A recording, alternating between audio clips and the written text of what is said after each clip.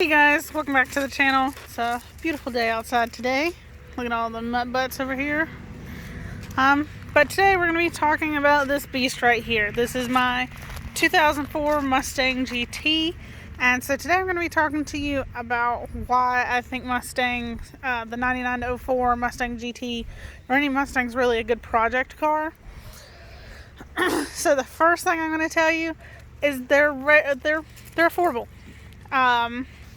You can get them bone stock, modified, slightly modified, heavily modified, however you want them, you can find them. This one was, I'd say, slightly modified to more of on the topper end. It had quite a bit of things done, but I did change some things up on it. I haven't done a lot so far because, we've got plenty of other projects on our hands. But so I paid $8,700 for this one. Had 107,000 miles on it. It's 5-speed. And it makes about 300 to the wheels. It had decent tires on it. Paint's decent. There are some flaws in the paint, but nothing major. For its age, it's a clean car. Interior's pretty good on it. It does have some flaws in the interior and on the body, but that's what's expected for a 16-year-old car. So they're affordable to go out and physically buy one. The next thing is actually buying the parts for them. These cars are pretty rarely available. You're going to see them out and about on the road, so they make a lot of aftermarket parts for them. Finding used parts are going to be easy to find for them. The dogs are just watching.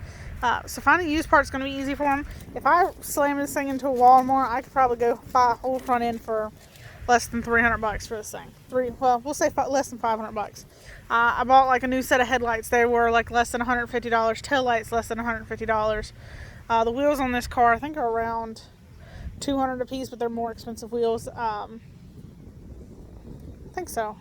I don't know. They're the SVE series ones. So that's a good thing about it. And being able to find those parts and have those parts available. Whereas with some of the Mustangs, it's hard to find more aftermarket parts for them because they're just not available. With this one, it's available. With that being said, with the car being cheaper to obtain and cheaper to work on and like upgrade and make it yours, it's a great hands-on car. You can learn to do things yourself on this car. It's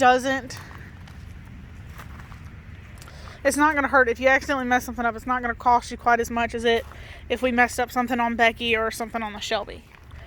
It's not going to hurt your pockets quite as much if you accidentally mess something up. So it's not quite as big of a deal. It's pretty decent car to learn how to work on. That brings us into the fourth thing, which is the community. There's tons of people who have these. There's tons of YouTube videos on things on how to do things on these cars. So being able to work hands-on and follow a YouTube video on how to do it, that's pretty awesome.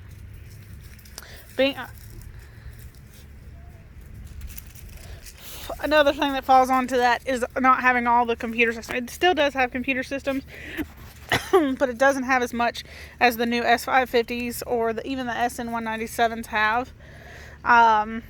It's a whole lot easier to do a burnout in this car than it is in Devin's car because of all the crap that's on Devin's car to keep him from doing stuff like that.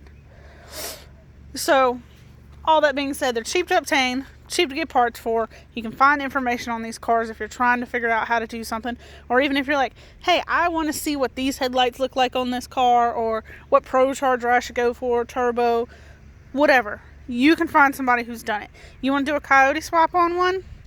You'll find somebody who's done it.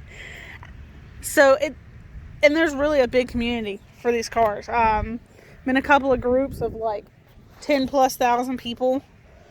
So I'm sure if you have a problem and you can't find it on YouTube or something, if you post to one of those communities, somebody's had that problem too.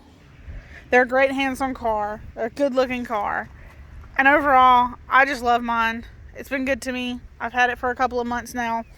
Gas mileage isn't the best, but who buys Mustangs for a gas mileage?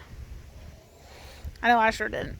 So anyways, you guys, get picky up one as a project car. They don't make the most power in the world, but they are sure fun to drive. Anyways, you guys, don't forget to like and subscribe if you haven't already. If you got any questions, feel free to leave them in the comments below. Y'all hustle harder.